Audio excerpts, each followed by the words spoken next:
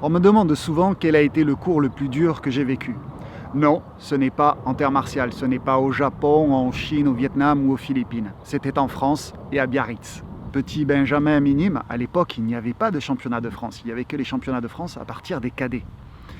Et donc moi, je me disais, un jour, j'aimerais être avec eux. J'aimerais vraiment porter le coq sur ma poitrine, sur le karaté-gi, et de pouvoir représenter mon pays pour des championnats internationaux. Dans la saison 91-92, je monte sur le podium des championnats de France cadets. Donc forcément, je suis sélectionné pour faire partie des équipes de France et surtout pour faire le stage de détection et de sélection pour les championnats d'Europe qui auront lieu à Cascais, au Portugal, en février suivant, en 92. Donc ça, c'est une autre histoire. Et le temps passe, je fais les championnats d'Europe et le stage, le cours le plus dur que j'ai eu, c'était pendant le stage d'été qui se déroulait en même temps que celui de Gilbert Grus. Donc le matin, on s'entraînait avec lui sur la plage. C'était génial parce que j'adore m'entraîner sur la plage avec le sable, l'eau à côté, surtout quand on finit dans l'eau en train de s'entraîner, de faire des mawashi ou des combats dans l'eau. J'adore ça. Et l'après-midi, on allait s'entraîner dans une salle au-dessus du gymnase. Et cette salle, elle était en parquet. Donc pas bon pour mes pieds qui sont tendres. Donc forcément, j'avais des ampoules partout. Dès le premier jour, j'avais plus de peau sous les cochis. Le deuxième jour, ça partait de l'autre côté, forcément parce que je compensais. Et le troisième jour, j'ai commencé à avoir des ampoules au niveau des talons. Bref, j'ai fini la semaine en marchant un petit peu comme ça, en faisant vraiment attention, et c'était pas très agréable. L'équipe de France à l'époque a été dirigée par Thierry Massy, Bernard Bilicchi, Claude Pettinella, et en renfort il y avait aussi Giovanni Tramontini.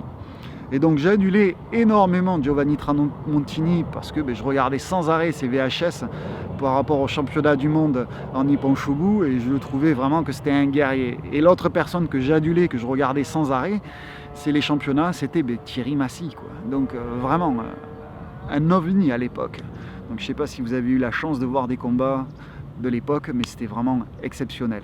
Et donc le stage se passe super bien, c'était vraiment super intéressant, c'était physique, mais vraiment très intéressant, très technique. J'ai beaucoup appris.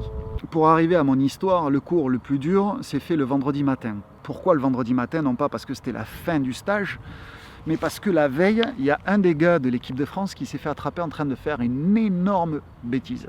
D'accord? Donc je ne révélerai pas ce que c'est parce que ça ne sert à rien, il y a péremption, d'accord? Il y a plus de 20 ans, donc ça ne sert absolument à rien et ça amènerait rien en plus à l'histoire. Bref, le lendemain matin, ils nous réunissent tous et il y a Thierry Massy qui nous regarde, il fait voilà, vous savez ce qui s'est passé hier soir, ça ne peut pas se passer comme ça, c'est intolérable, vous allez avoir le cours le plus dur de votre vie. Et je ne veux pas savoir, le premier qui s'arrête, le premier qui veut aller boire, le premier qui pleurniche, le premier qui se blesse, peu importe, le premier qui arrête de s'entraîner et de se donner, il ne sera plus jamais reconvoqué en équipe de France.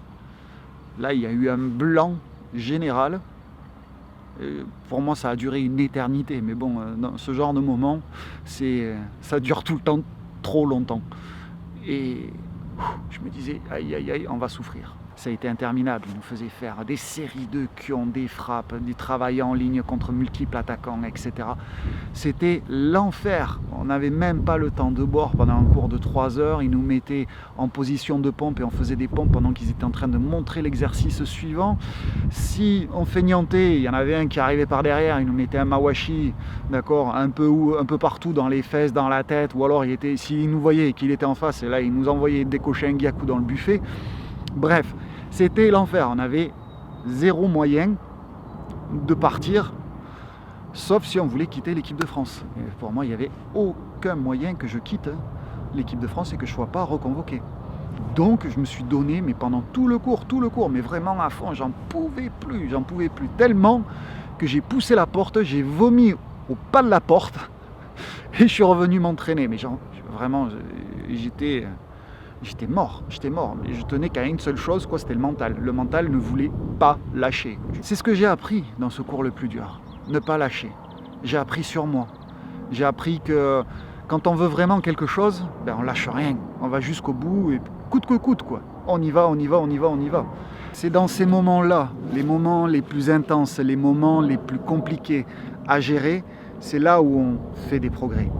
C'est pas les jours où on va bien, c'est pas les jours où tout se passe bien, les jours où on est en forme, les jours où toutes nos techniques passent. Bien au contraire, c'est les jours qui comptent, c'est les jours où rien ne marche, où on n'est pas dans la sensation, on n'a pas l'œil, on ne sait pas pourquoi. Il y a des jours qui sont comme ça, et c'est ces jours-là qui comptent. Et si on se dit, bon allez, c'est pas un bon jour, j'arrête, je m'en vais, je vais faire autre chose. Non, non, il faut continuer. Ces jours-là, il faut continuer. Persistance, persistance. Il faut persévérer, Mintai, ne jamais lâcher. Et toi, quel a été ton cours le plus dur? J'aimerais bien savoir quand même. Alors laisse ton commentaire juste en dessous et je les lirai bien sûr et je te répondrai. Allez, à très bientôt. Oups, n'oublie pas, inscris-toi à la chaîne. Allez, à très bientôt et n'oublie pas d'aller t'entraîner car pour être un pratiquant, il faut pratiquer. Ciao.